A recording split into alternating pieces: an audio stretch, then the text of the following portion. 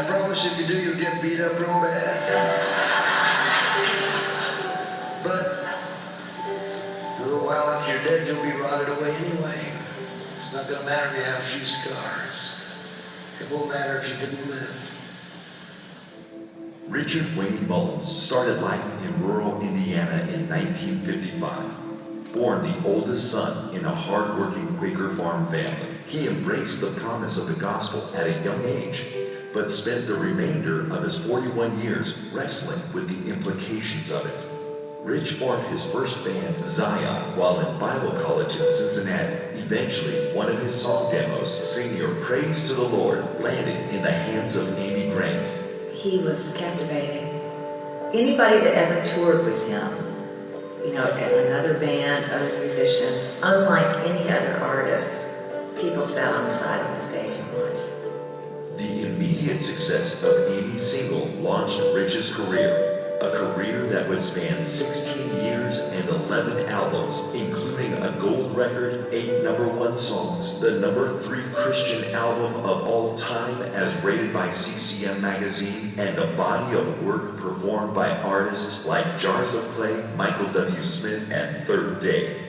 Rich's life is definitely a legacy of genuineness and of sacrifice and of love for God and His people. 17 years after Rich Mullins' tragic death in a car accident, his life and music continue to challenge and stir new generations. His story is now being told afresh in the film Ragamuffin. Ragamuffin knows he's only a beggar at the door of God's mercy. His legacy is this: if you tell the truth, and you tell it well, there will always be ears to listen to that. And it will always, always ring true in people's hearts. And it doesn't matter how old that song is. They're going to be listening to Rich for a very long time, and we'll be singing his songs 100 years from now.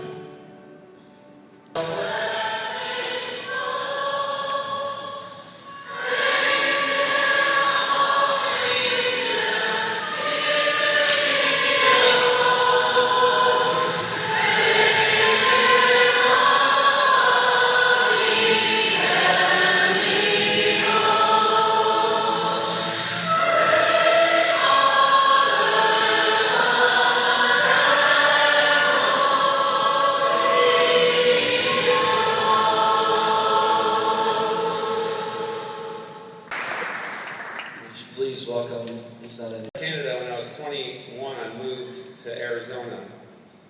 And that summer gave my heart to Christ, and about a year later I got cast in a musical. And I remember the phone call. It was a friend of mine who said, hey, we're doing a musical at our church about the life of St. Francis. I was like, cool. He's like, but it's set in the Wild West. I thought, who's crazy enough to write a musical like that? He's like, this guy, Rich Mullins. I didn't know much about Christian music at the time. All I knew was that he wrote the song Awesome God. And I spent the next month hanging out with a guy named Rich Mullins. And actually, I was thinking about this, but we used to go outside and smoke cigarettes. I used to smoke back then. And we smoked a lot, and at first I thought it might be scandalized, but then I realized that the movie's coming out on DVD at Walmart on Tuesday, so you're not going to be scandalized by that anymore. Because it's in the DVD. But we spent so much time talking about the scriptures and talking about Jesus, and I was just amazed by the character of who he was as a person. And it wasn't until after the fact that I realized how much of an amazing songwriter he was.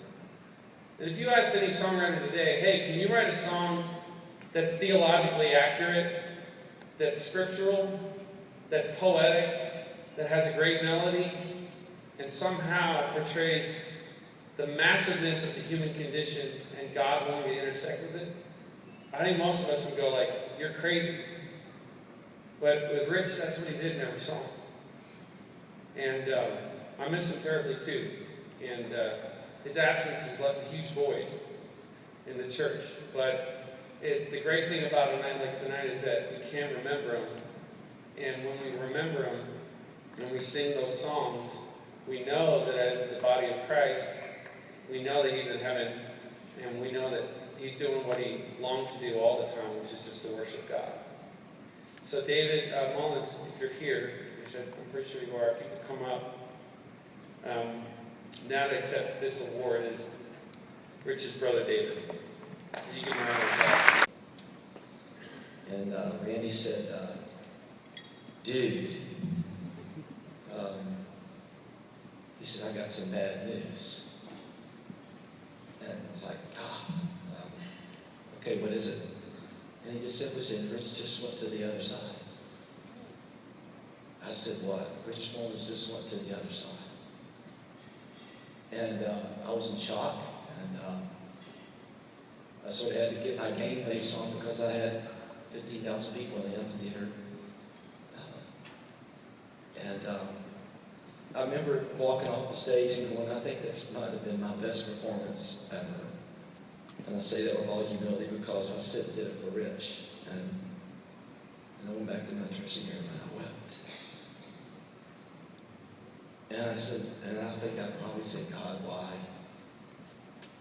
You took one of our greatest poets. But there must be a reason. And I believe with all my heart what the enemy meant for evil, he turns it for the good. And it's said in the video, and as Rick said in the video as well, we're still singing the songs all around the world. So on behalf of the board of directors of the Gospel Music Association and Foundation, it's my honor to induct my great friend Rich Mullins into the GMA Hall of Fame. He's not here tonight, but I can't wait to see him on the other side.